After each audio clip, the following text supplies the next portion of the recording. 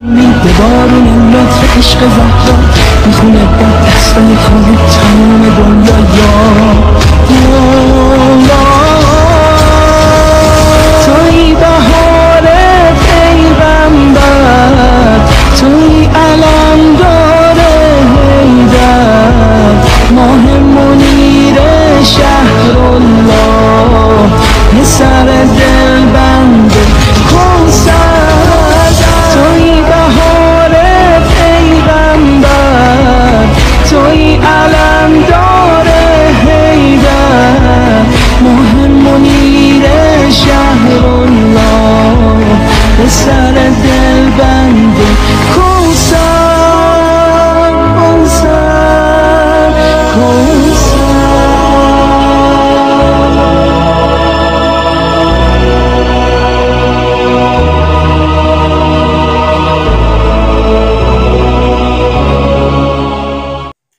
اعوذ باللہ من الشیطان الرجیم بسم اللہ الرحمن الرحیم الحمد للہ رب العالمین الصلاة والسلام علی اشرف الانبیاء والمرسلین حبیب الہ العالمین ابی القاسم محمد ثم صلاة والسلام علی اہل بیتہ الطیبین الطاہرین المعصومین ولعنۃ اللہ علی اعدائہم اجمعین اما بعد فقد قال اللہ تبارک وتعالی فی کلامہ المجید وفرقانہ الحمید بسم اللہ الرحمن الرحیم انا اعطیناک الکوثر صدق اللہ العلی العظیم۔ سامعین محترم، سب سے پہلے آج شب کی مناسبت سے شب ولادت باسعادت کریم اہل بیت حضرت امام حسن مجتبی علیہ السلام کی مناسبت سے تمام امن پسند بشریت علی الخصوص سرکار قائم حجت امام زمانہ عجل اللہ تعالی فرجہ الشریف کی بارگاہ اقدس میں ہدیہ تبریک پیش کرتا ہوں۔ آج کا سلسلہ گفتگو امام حسن مجتبی علیہ السلام کی ذات گرامی کے حوالے سے چند گزارشات عرض کرنے کی کوشش کروں گا۔ امام حسن مجتبی علیہ السلام کے جن کا نام حسن، جن کا لقب مجتبی، جن کی کنیت ابو محمد ہے، آپ کے والد کا نام حضرت امام علی علیہ السلام اور آپ کی والدہ کا نام حضرت فاطمہ الزہرا سلام اللہ علیہا ہے۔ امام حسن مجتبی علیہ السلام کی ولادت بسعادت 15 رمضان المبارک 3 ہجری میں مدینہ میں ہوئی۔ صاحب علل الشرائع لکھتے ہیں کہ جب آپ کی ولادت کا نبی اعظم صلی اللہ علیہ وآلہ نے سنا تو پیغمبر اسلام بہت خوش ہوئے اور آپ کے دہن مبارک میں اپنی زبان رکھ دی۔ صاحب بحار الانوار ارشاد فرماتے ہیں جب اس نوزاد بچے یعنی امام حسن مجتبی کو پیغمبر اسلام نے اپنی گود میں لیا تو پیغمبر اسلام نے امام حسن مجتبی کو بوسہ دیا اور اس کے ساتھ آپ کے حق میں دعا فرمائی۔ دعا فرمانے کے بعد امام علیہ السلام کو پیغمبر اسلام نے اپنا لعب دہن یا لعب دہن جو ہے نا وہ چسوایا۔ کافی میں روایت ہے کہ پیغمبر اسلام نے آپ کا عقیقہ آپ کی ولادت کے 7ویں دن کیا۔ اور آپ کا عقیقہ کروانے کے ساتھ ساتھ پیغمبر اسلام نے آپ کے منہ مبارک کو بھی منڈوایا اور ان منہ مبارک کے عوض اس کے برابر چاندی لوگوں میں جو فقراء تھے یا اس وقت سوالی تھے پیغمبر اسلام نے ان کو عطا فرمائی۔ اور اس کے بعد نبی مکرم نے جب وہ عقیقہ کیا تو ذبح کرتے وقت پیغمبر نے دعا فرمائی اور یہ کلمات ارشاد فرمائے، اللہم اعظمها بعظمتہ لحمها بلحمہ ودمعها بدمعہ وشعرها بشعرہ اللہم اجعلہ بقائل محمد وآل محمد۔ فرمایا خدایا اس کی ہڈی مولود کی ہڈی کے عوض، اس کا گوشت مولود کے گوشت کے عوض، اس کا خون اس مولود کے خون کے عوض، اس کے بال اس مولود کے بال کے عوض قرار دے، اور اسے محمد و آل محمد کے لیے ہر بلا سے نجات کا ذریعہ قرار دے۔ اور اس حوالے سے امام شافعی کا فرمان ہے، وہ فرماتے ہیں امام حسن مجتبیٰ علیہ السلام کی ولادت باسعادت کے 7ویں دن پیغمبر اسلام نے آپ کا عقیقہ رکھ کے اسلام میں سب سے پہلے عقیقے کی بنیاد ڈالی، عقیقے کی بنیاد رکھی۔ امام شافعی کی اس تعبیر کے مطابق گویا امام حسن مجتبیٰ کی ولادت سے پہلے اسلام میں عقیقہ نہیں تھا، اور پیغمبر اسلام کوئی کام بھی حکم خداوند متعال کے بغیر انجام نہیں دیتے، جیسا کہ ارشاد رب العزت ہوا ہے کہ اے رسول تو میرے حکم کے بغیر اپنی زبان کو حرکت نہیں دے سکتا۔ گویا یہ عقیقہ، یہ عمل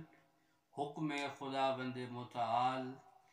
کے مطابق پیغمبر اسلام نے امام حسن مجتبیٰ کا کیا اور عقیقے کی اسلام میں بنیاد رکھی۔ بہرکیف نبی کے گھر میں آپ کی ولادت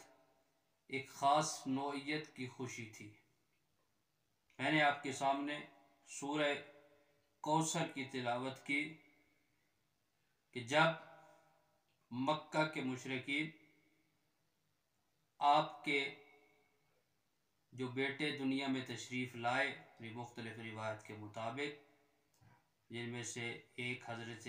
ابراہیم کا ذکر ہے، جب وہ چلے گئے تو یہ مشرکین آپ کو طعنہ دیا کرتے تھے، آپ کی دل آزاری کیا کرتے تھے کہ نعوذ باللہ آپ ابتر ہیں، نسل کٹے ہیں، جس سے پیغمبر اسلام کو بہت تکلیف ہوتی تھی، کیونکہ آپ کے پاس اولاد میں سے فقط حضرت فاطمہ الزہرا سلام اللہ علیہا تھی، جو کہ بیٹی تھی اور جسے اس زمانے میں نسل کے چلنے کا سبب نہیں سمجھا جاتا تھا، اور آج کے دور میں بھی بعض لوگ اس کو نسل کے چلنے کا سبب نہیں سمجھتے۔ وہ خالق کہ جو ہر چیز پر حکمت رکھتا ہے، جو ہر چیز پر حکومت رکھتا ہے، جو جس طریقے سے بھی چاہے اپنی خالقیت کو منوائے، وہ خالق کہ جو گود معدر میں عیسیٰ کو قوت گویائی دے کر اپنی خالقیت کی صداقت کو اور اپنے نبی کی عصمت کو بچا سکتا ہے، وہ خالق جو انبیاء کو معجزے دے کر کے اپنی خالقیت، اپنی ربوبیت، اپنی توحید، اپنی رزاقیت، اپنی رحمانیت کو بچا سکتا ہے، وہ خالق نبی مکرم کہ جو سردار الانبیاء ہے، جو سید الانبیاء ہے، جو ختم الرسل ہے، اس پیغمبر اسلام سے ताने अबतर को हटाना ज़ात परवरदिगार के लिए कोई मुश्किल नहीं था। इसलिए जब दुश्मनान पैगंबर ने पैगंबर को अबतर का ताना दिया तो खुदावंद मुताल ने सूरह कौसर को नाजिल फरमाया पाक पैगंबर के कल्ब मुबारक पर और फरमाया कि रसूल हम तुम्हें कौसर अता करेंगे। इसकी एक ताबीर तो यही है कि जनाब ज़हरा सलामुल्लाह अलैहा इसकी मिस्दाक हैं और यकीनन बीवी मिस्दाक है, लेकिन ये तो शान नज़ूल हो गया और दलील हो गई। जबकि मुशरिकीन का जो एतराज़ था पैगंबर पर, जो पैगंबर की तौहीन आज़ारी थी, तो परवरदिगार आलम ने कुरान मजीद को सूरह कौसर को नाजिल फरमाया और इमाम हसन मुज्तबा की विलादत मदीना में आने के तीसरे साल में हुई। गोया सूरह कौसर की पहली तफसीर करार पाए इमाम हसन मुज्तबा। हकीर ने आज एक तहरीर लिखी जिसका उन्वान था ताने अबतर के जवाब में कौसर की जो दलील बने उसे हसन मुज्तबा कहते हैं। इमाम हसन मुज्तबा अलैहिस्सलातु वस्सलाम सूरह मुबारक कौसर की हकीकी तफसीर बने और दुनिया जानती है कि हसनैन शरीफैन अलैहिमुस्सलाम के सिलसिले नसब से सादात चली और आज दुनिया के कोने कोने में रसूल की आल मौजूद है। हालांकि जानते हैं सादात के साथ क्या किया गया। दुश्मनाने सादात ने सादात को दीवारों में चुना, दुश्मनाने सादात ने सादात को कत्ल किया, दरियाओं में डलवाया, तरह तरह के जुल्म किए, लेकिन उसके बावजूद वो सिलसिला जो सैयदा ताहिरा बीबी के बतन अतहर से चला, हसन मुज्तबा की सूरत में दुनिया में तशरीफ लाया और आज पूरी दुनिया में सियादत मौजूद है, नस्ल पैगंबर मौजूद है। लेकिन तारीख गवाह है वो दुश्मन पैगंबर कि जिसने पैगंबर को ताना दिया था वो उस वक्त भी दम बुरीदा था, आज भी नस्ल कटा है। पैगंबर की नस्ल पूरी दुनिया में कोई ऐसा दुनिया का खित्ता नहीं जहां नबी की नस्ल मौजूद न हो। एक मरतबा पैगंबर गिरामी इस्लाम ने इमाम हसन मुज्तबा अलैहिस्सलातु वस्सलाम को अपने कांधे पे उठाया हुआ था। ये जो पैगंबर की मोहब्बत थी नवासे के साथ साथ बेटे के उन्वान से भी थी। पैगंबर के नस्र कुरान के मुताबिक अबनाअना व अबनाअकुम की ताबीर के मुताबिक शहजादे पैगंबर के बेटे हैं। क्योंकि जश्न के हवाले से ये गुफ्तगू है, लॉकडाउन का ज़माना है, कोशिश यही है कि अहले बैत का जिक्र हो, क्योंकि ये जिक्र किसी भी कोशिश करने वाले की कोशिश का मोहताज नहीं है। परवरदिगार आलम ने इस जिक्र को ज़िंदा रखना है। यही जिक्र है कि जो इंसानियत के लिए निजात का सबब व मूजिब है। हज़रत अबुल फजल अब्बास को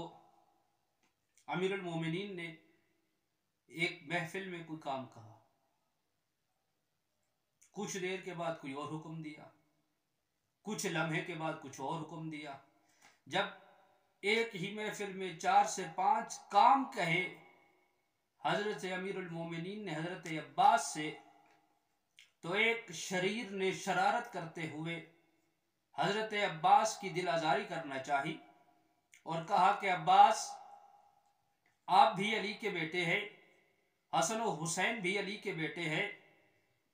فرزند اور بیٹا ہونے میں آپ سب برابر ہیں، لیکن آپ کے بابا آپ سے زیادتی کرتے ہیں۔ کوئی کام کہنا ہو وہ آپ کے بھائیوں کو نہیں کہتے بلکہ آپ کو کہتے ہیں۔ جیسے ہی اس گستاخ نے یہ جسارت کی، ابو الفضل العباس جو امیر المومنین کے بیٹے تھے، جو شارح نہج البلاغہ کے بیٹے تھے، حضرت عباس نے جلال میں آ کر اسے جواب دیا، فرمایا تیری عقل تجھے اندھا کرے، اور تو نے بہت غلط فیصلہ اور غلط سوچ رکھی ہے میرے بابا کے بارے میں۔ حسن و حسین ولادت سے لے کر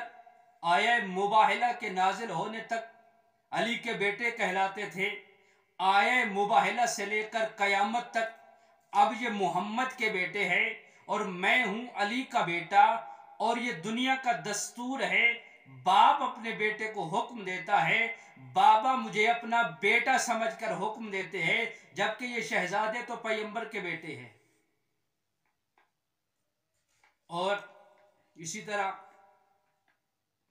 ایک ایسا بدبخت دشمن اہل بیت، حجاج ابن یوسف غالباً، یہ اپنی ہر عید بلکہ اپنی ہر صبح کا آغاز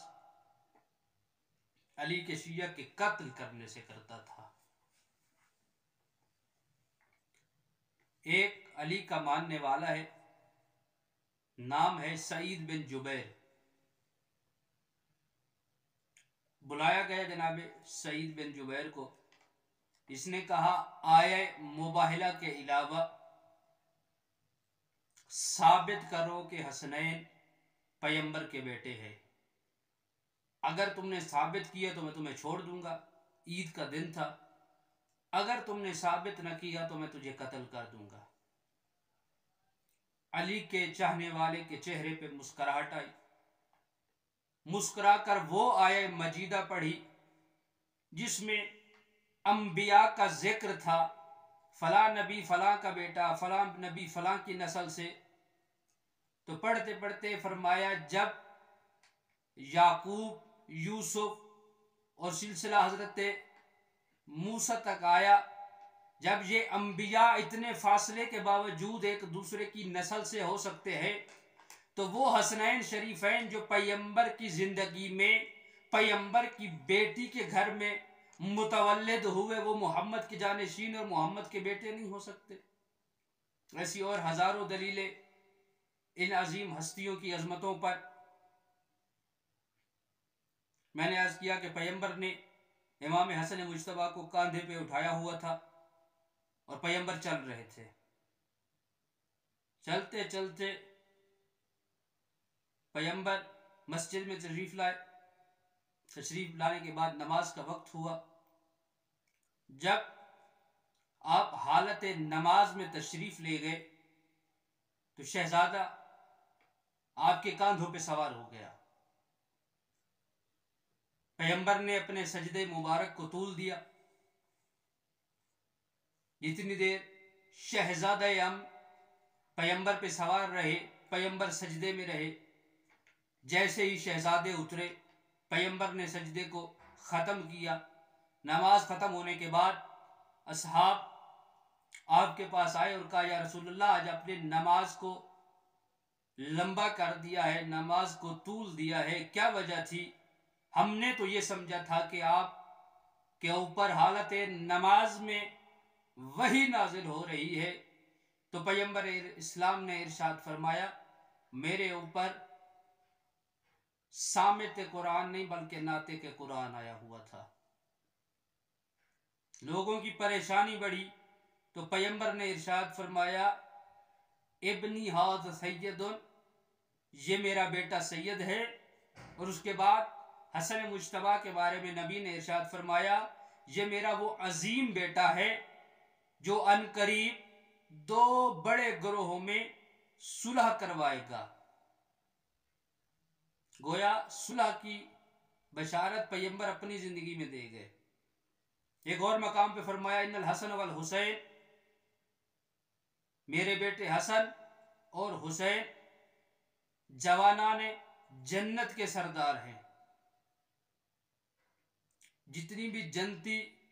جوان ہوں گے سرداری میرے ان دو بیٹوں کی ہوگی،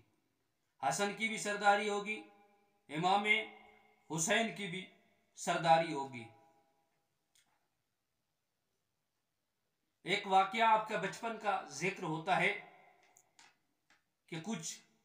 صدقے کی کھجوریں تھی جس سے آپ دونوں شہزادے کھیل رہے تھے۔